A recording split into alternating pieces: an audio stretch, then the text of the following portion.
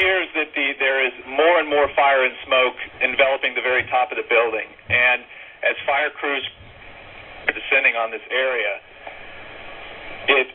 it does not appear that there's any kind of an effort up there yet. Now remember, oh my God.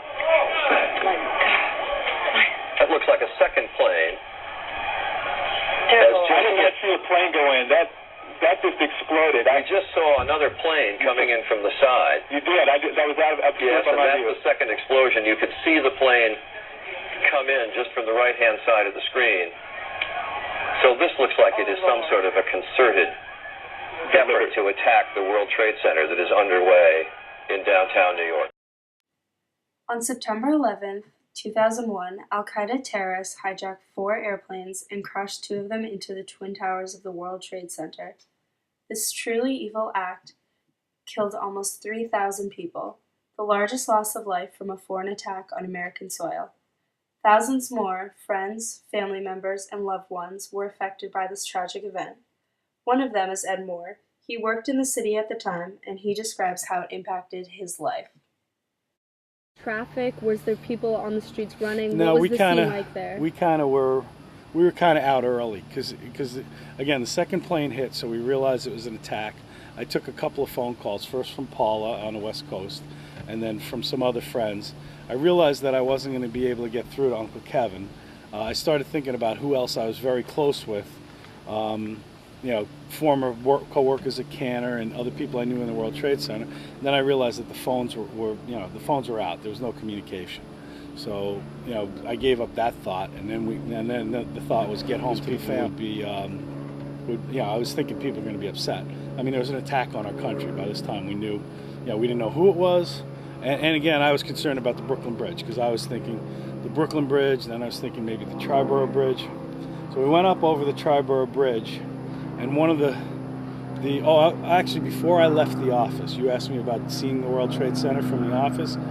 There was a gal who I worked with who I didn't really get along with that well. I was going to walk down to where the view was, where you could see the World Trade Center from the 17th floor, which we were on. And as I was walking down the hall, this girl who, we didn't like each other that much, she hugged me, crying, and she said, "You don't want to see that," because she had witnessed people jumping out of the building. So that was when I decided, okay, I'm out of here. People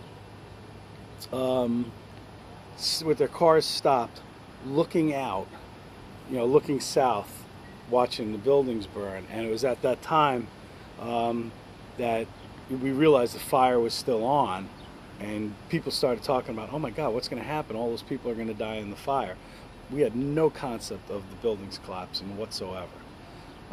We went up, and Freddie wanted to stop and get gas, so we stopped off the Bruckner Expressway in the Bronx to get gas and drinks, and we got back in the car. And Warner Wolf called it when the South Tower went down first. 102 went down. The number 2 World Trade Center went down first, and then we were just, from then on, it was a blur what went on in the car.